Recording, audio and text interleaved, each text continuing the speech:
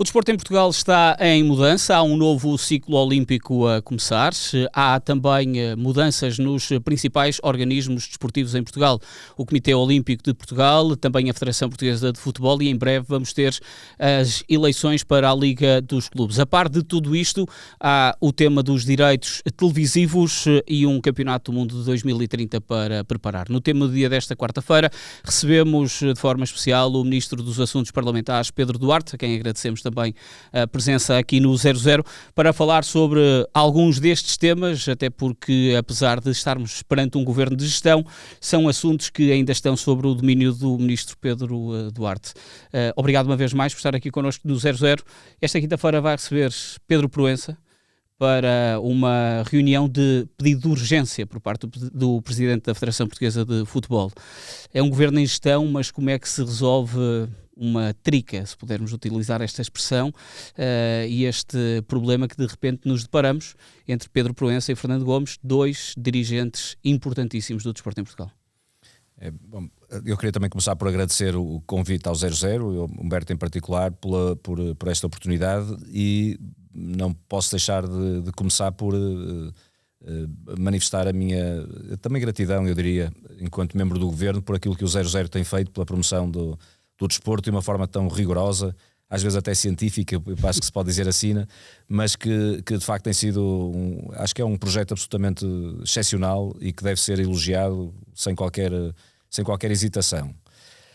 Quanto à questão que me coloca, bom, de facto o papel do Governo aqui é de construtivamente tentar colaborar para que no futebol português todos se concentrem naquilo que é mais importante e que é essencial.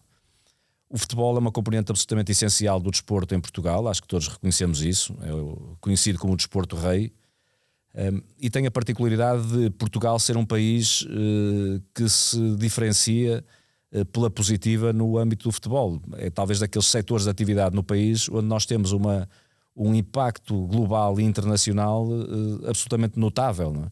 Estamos normalmente a disputar os primeiros lugares, não é? Nas competições internacionais, temos jogadores em todo lado, temos treinadores em todo lado, agentes de futebol, árbitros que são de facto referências em termos globais. E, portanto, é importante para o país que todos, sem exceção, tenhamos noção de que o futebol é um ativo que nós temos todos de preservar, de promover, de dignificar e de valorizar. E o Governo tem que fazer esse papel, se quiser, pedagógico, não é? É evidente que mais do que isso... Não se pode imiscuir. Exatamente, eu ia dizer precisamente isso. Há um limite, porquê? Porque nós, felizmente, também no futebol, como noutros desportos, há um princípio de autonomia do próprio setor, designadamente do ponto de vista associativo, não é?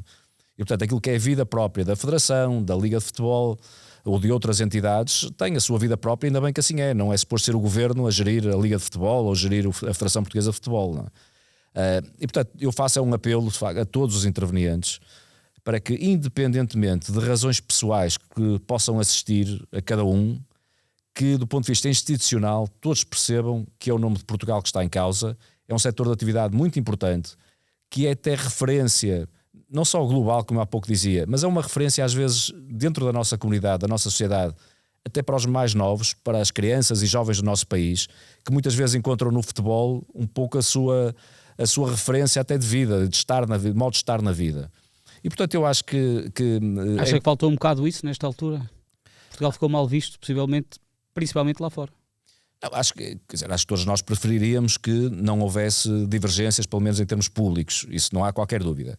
Agora, eu também acho que não faz sentido dramatizarmos excessivamente aquilo que é um momento em que houve uma divergência entre determinado tipo de protagonistas, não é?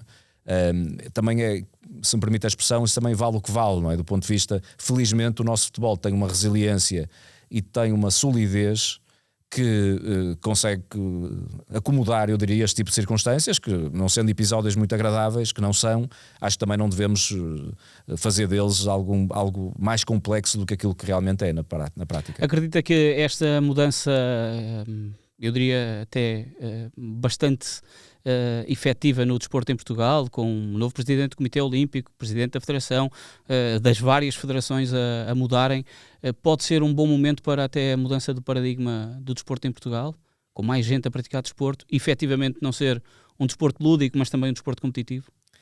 Sim, eu acho que nós temos vindo, felizmente, a assistir a isso nos últimos anos, não é? E particularmente nos últimos meses, eu acho que se tem intensificado, por um lado, esta ideia generalizada na sociedade portuguesa de que o desporto tem um valor real, um impacto na nossa sociedade que é um impacto muito positivo. Não há muitos anos atrás o desporto era um bocadinho encarado como uma coisa de nicho, não é? Em que algumas pessoas se dedicavam àquilo, às vezes se calhar vistas de forma muito injusta porque não tinham capacidade ou sucesso noutras áreas e portanto dedicavam-se ao desporto. Claro. Não é? Havia o velho mito do surf, que normalmente eram os marginais quase que iriam... Um bocadinho isso, exatamente. Não é? Era um bocado essa ideia e às vezes também noutros setores, noutras modalidades, era um pouco essa ideia que de facto desvalorização, eu diria, social do papel do desporto, não é? Ou era desempenhado por esse tipo de pessoas que já não tinham condições para fazer outras coisas na vida, ou então era visto, em alguns casos, como uma espécie de um luxo daqueles que se podiam dar no fundo ao benefício porque se calhar tinham recursos económicos ou estavam numa situação de vida em que podiam de facto fazer desporto, e isso era uma espécie de um luxo, não é? Que alguns se podiam dar, ou apenas alguns. Acho que isso tem mudado, esse paradigma. Acho que hoje já todos percebemos que o desporto é essencial nas nossas vidas individuais de cada um de nós, e o desporto tem um impacto social enorme, em vários níveis, não é? Na integração social de classes mais desfavorecidas, na inclusão social de minorias ou de cidadãos que por uma razão ou por outra estão numa circunstância de maior dificuldade, na prevenção de comportamentos desviantes nos mais jovens, na melhoria da saúde de cada um de nós e na saúde, portanto, coletiva. Isso significa também, se calhar, poupanças depois ao nível do Serviço Nacional de Saúde, ao nível, por exemplo, da saúde mental, que é um problema que hoje, julgo eu, já todos estamos despertos para o mesmo, em que o desporto tem também um papel relevantíssimo a prevenir e a tratar, etc, etc. Portanto, eu podia passar aqui o resto da entrevista a elencar os benefícios sociais do desporto e da prática da atividade física, não é? Isso hoje em dia acontece felizmente, e acho que para isso, vale a pena dizê-lo, contribuíram muito aqueles que têm tido responsabilidades na área do desporto, designadamente aqueles que têm estado à frente de federações desportivas, de ligas, designadamente de futebol ou de outras modalidades, e portanto dirigentes, treinadores, atletas naturalmente, pais de atletas ou familiares, se quisermos, de atletas, que também muitas vezes fazem sacrifícios e esforços para se atingirem alguns objetivos, designadamente para quem pratica. Portanto, acho que este esforço nacional tem acontecido, não é? O Governo tem tentado acompanhar isso e, portanto, aquilo que aconteceu há uns meses atrás, que foi uma decisão do Governo de promover e decidir, deliberar, não é? Um investimento absolutamente único, eu diria até impensável, histórico, não é? Como foi o Primeiro-Ministro que o qualificou, um investimento olímpico, não é? Desse ponto de vista, porque de facto ultrapassou tudo que era imaginável, de um bolo adicional de 65 milhões para os próximos 4 anos, é de facto um sinal que a mim me parece muito justo, de reconhecimento também do poder político àquilo que é uma necessidade da nossa sociedade, que é de facto valorizar o desporto. Como é que se consegue esse exercício, Pedro Duarte, num segmento que acaba por não ser ministerial, apesar de estar sobre os assuntos parlamentares? Nós não temos uma Secretaria de Estado e muitas das vezes até noutros governos foi sempre colocado como e agora vamos ver o que é que existe. Aliás, há muita expressão de que dá-se migalhas e espera-se medalhas. Aqui já é um bocado diferente. Como é que consegue-se fazer esse exercício perante tantos cortes, tantos acertos que são precisos fazer? Sim, nós temos, é precisamente esse paradigma que estamos a tentar mudar, e julgo que estamos a conseguir mudar. Do ponto de vista orgânico do Governo, eu tenho a felicidade de ter, do meu trabalho estar muito simplificado enquanto Ministro. Porquê? Porque eu tenho acima de mim um Primeiro-Ministro que tem uma sensibilidade para a área do desporto que eu acho que não há precedentes. Se olharmos para a história da nossa democracia, nenhum Primeiro-Ministro, por razões normais da vida, portanto isto não é uma crítica, é uma constatação, não tinham esta sensibilidade. O Primeiro-Ministro de facto gosta de desporto desde miúdo, sempre praticou, continua a praticar, e gosta muito de facto, percebe aquilo que são as vantagens práticas do desporto para todos nós, não é? E tem também do outro lado... E os males que foi sofrendo. Também, exatamente, ele próprio percebeu bem isso, aliás foi muitas vezes vocal disso, mesmo antes de ter responsabilidades enquanto Primeiro-Ministro, não é? Mas eu, por outro lado, tenho também um secretário de Estado do Desporto, Pedro Dias, que de facto tem também ele próprio um conhecimento do setor, eu diria uma paixão pelo setor que se revela depois no seu dia-a-dia, não é? E com estas duas possibilidades, eu acho que o Governo está, de facto, o meu papel aí é um bocadinho mais simplificado, porque o Governo está mobilizado para este efeito. Agora é importante que se diga, o desporto, a base do desporto, o corpo do desporto no país e a cabeça do desporto, até eu diria, não é? Continua a estar essencialmente no seu movimento associativo, nos clubes, nas pessoas que fazem os clubes, claro. Como dirigentes, treinadores, jogadores, etc., ou atletas em geral, e a estar de facto depois nas suas estruturas de cúpula, desde dos comitês olímpicos e paralímpico até depois às diferentes associações e federações, não é? É isso que se faz o desporto do dia-a-dia. Sim, mas até para as pessoas perceberem, esta verba é uma verba que contempla desde logo 27 milhões para infraestruturas, portanto haverá concursos onde os próprios clubes podem construir os seus projetos e associarem, submeterem-se a isso.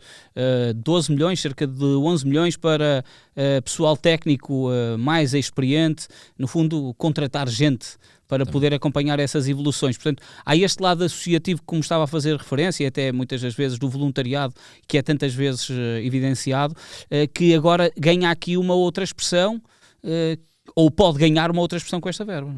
Sim, sem dúvida, porque há um lado que eu acho que é muito interessante e que nós devemos quase glorificar, que é o lado de facto em português normal, da carolice, portanto, claro. Voluntariado, muita gente que trabalha na área do desporto e no fundo faz aquilo que é a realidade de fim de semana após fim de semana, termos centenas de milhares de pessoas, milhões provavelmente a praticar desporto todos os fins de semana, mas nós queremos também, em certo sentido, se me permite a expressão, profissionalizar um pouco também esta atividade, precisamente permitindo que haja uma componente mais até científica a esse respeito, nomeadamente ao nível da formação de dirigentes, da certificação de dirigentes, de aposta no desenvolvimento e investigação associada também ao desporto, e ao mesmo tempo darmos infraestruturas que no fundo é a base que nos pedem, não é? Portanto, este programa de 65 milhões foi construído nas suas medidas, nos seus programas, são 14 programas no total, não é? Foi muito construído depois de ouvirmos aquilo que era o feedback de quem no dia-a-dia está nas federações e nos clubes, não é?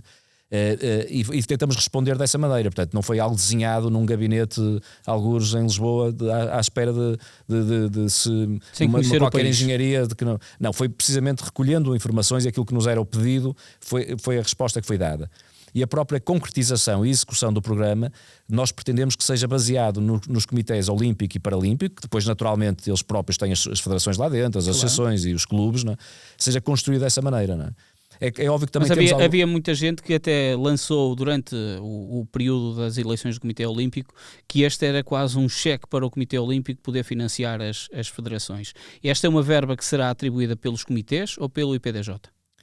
Eu diria que será uma gestão conjunta.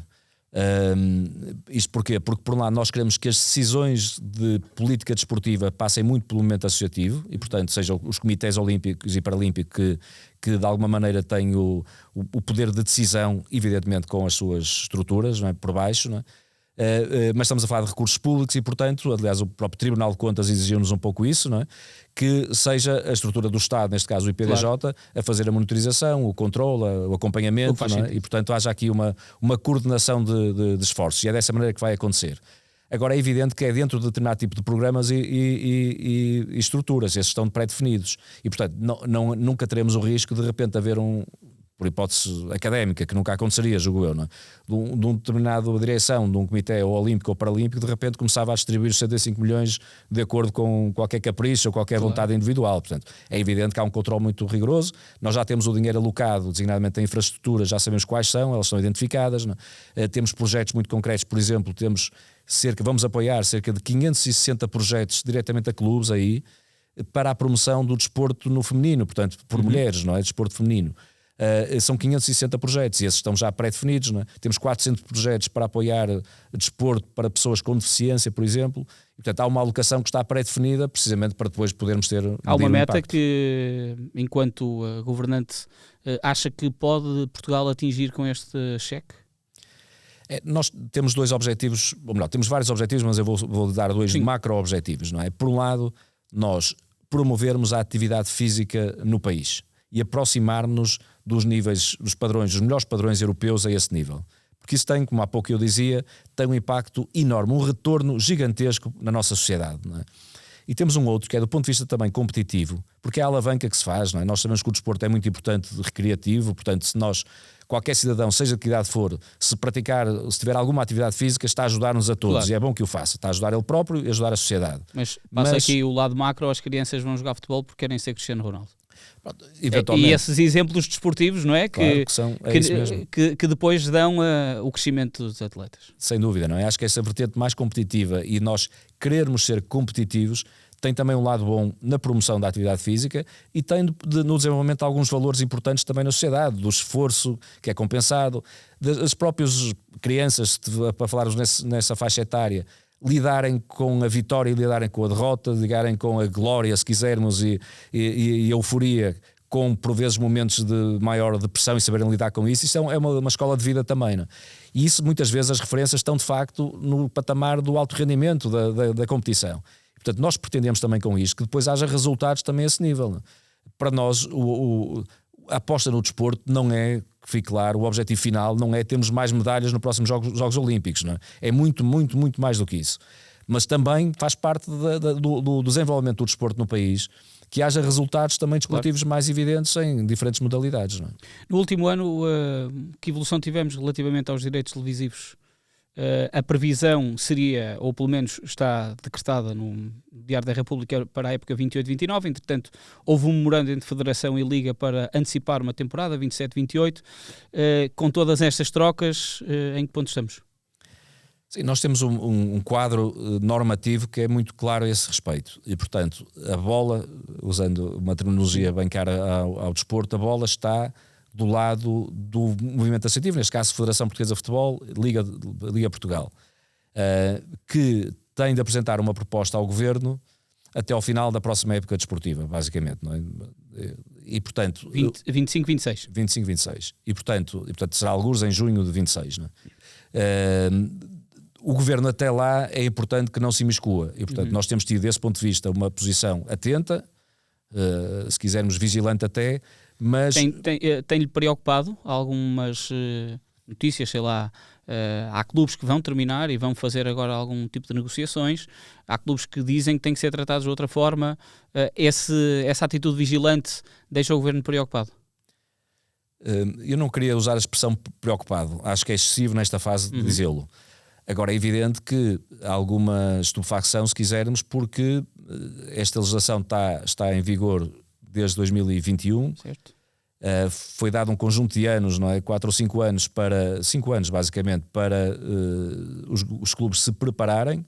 A verdade é que estamos a um ano, basicamente, não é? Desse momento, e nós não temos muitas notícias do que é que se avançou nos últimos 4 anos, não é? Não tem drama nenhum se agora o problema se resolver neste ano. Mas de facto as entidades associativas do futebol e os clubes, não é, decidiram guardar para o último ano as suas decisões. Em certo sentido eu compreendo, porque o próprio mundo do audiovisual está a ter mudanças muito, muito significativas, não é? Claro. Todos os meses, todos os anos está a evoluir. Portanto eu compreendo que a decisão seja tomada quando houver mais informação, quando percebemos como é que o mercado está a funcionar, mas é importante que não se falhe esse prazo, não é? Porque acho que seria um mau sinal se eventualmente não acontecesse isso. A lei prevê que se não acontecer, aí sim o Governo atuará, mas eu gostava que isso não acontecesse e, portanto, que os próprios clubes e com as suas estruturas, portanto, Federação e Liga, pudessem chegar a um entendimento e apresentar uma proposta ao Governo até ao final da próxima época. Portanto, não fez qualquer sentido o Governo preparar uma proposta na medida em que há estes dois movimentos a terem que ir a trabalhar. Exatamente, acho que nós temos de confiar, até porque não temos nenhum sinal, é importante que se diga. Nunca ninguém nos disse que haveria qualquer dificuldade em cumprir este prazo e, portanto, nós continuamos convencidos que este prazo vai ser cumprido e, portanto, desejavelmente o Governo nunca vai ter que pensar em qualquer proposta, não é? Só fará como um recurso, digamos assim, que numa circunstância que eu espero que não venha a acontecer, não é? Foi durante a sua gestão que vimos Portugal a ser atribuído o Campeonato do Mundo 2030. Há uma proposta que a Federação vai trabalhar para o Campeonato da Europa Feminino de 2029, mas este Campeonato do Mundo, tivemos também no anterior Governo a dizer que não haverá investimentos de vulto, nomeadamente nos 3 estádios que estarão adjudicados. Estamos a falar do Estádio da Luz, Estádio de Alvalade e Estádio do Dragão. Qual é que deve ser o papel do Governo e de Portugal também nesta organização?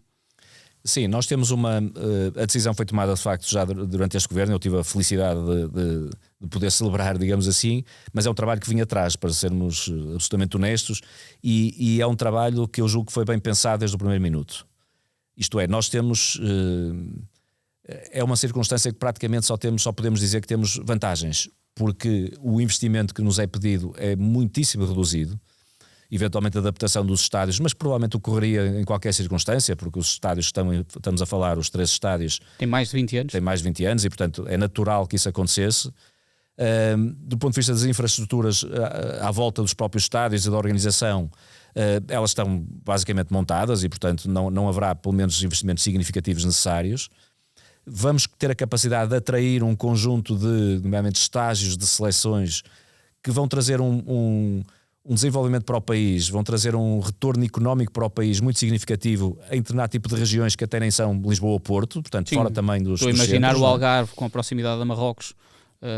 Ajudará com certeza e mesmo noutras zonas do país, porque de facto a proximidade acaba por ser... Sim. Nós vamos ter agora o Mundial dos Estados Unidos, em que a distância entre cidades é absolutamente gigantesca, não é? Ainda por cima com México e Canadá também envolvidos, não é? Portanto, absolutamente gigantesca, e portanto isto aqui acaba por ser um espaço altamente reduzido e estamos perto de tudo, não é? Quer entre os 3 países, quer mesmo dentro do país, para haver estágios para quem jogar em Portugal. Mas mesmo outras seleções certamente utilizarão o nosso país. Quem visitar de outras regiões do globo, quem vier de forma turística a assistir a jogos e afins, provavelmente aproveitará para conhecer também o país, e portanto isso tem um efeito de facto multiplicador gigantesco. Aliás, um estudo que o mostra já, mas é um estudo que ainda falta muito tempo para 2030. Eu acho que à medida que nos vamos aproximando, vamos percebendo que de facto é daqueles investimentos ótimos para o país, porque nós não temos de entrar com muito dinheiro e vamos certamente ter um retorno muito significativo do ponto de vista financeiro. Em paralelo, nós temos uma outra virtualidade, é que de facto, do ponto de vista da promoção do desporto e particularmente do futebol português, vai ser também muito grande.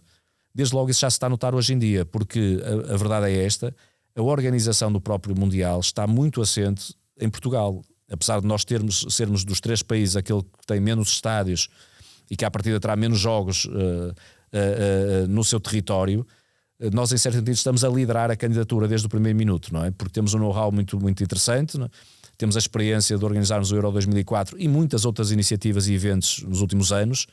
A Liga das Nações, desde logo também. A Liga das Nações e até às vezes provas, a final da Champions League, por exemplo, entre outros eventos, muitos outros. Não é? E Champions League foram 2 edições, uma delas em formato Covid, portanto, que obrigou uma logística enormíssima. E até se recordará, não é? As pessoas recordar-se-ão muito bem, foi numa situação até de recurso, onde outros não conseguiram fazer e Portugal conseguiu montar com grande sucesso. Não é? E portanto nós felizmente temos esse registro histórico, não é? Que nos permite estar a liderar. Aliás, desse ponto de vista, aquilo que o Engenheiro Laranjo tem feito do ponto de vista da promoção do próprio Mundial, da organização, tem sido notável, porque é de facto uma pessoa reconhecida globalmente. E portanto também aí eu acho que o desporto português está a mostrar que está na primeira linha em termos globais e temos tudo para acreditar e confiar que o Mundial 2030 vai ser um grande sucesso, não é? Pedro Duarte, obrigado por ter estado aqui connosco no 00. Neste tema do dia, quarta-feira, hoje no 00, podem ver mais um episódio do Negócio e o Mistério. Já sabe que o tema do dia está também disponível diariamente em todas as plataformas.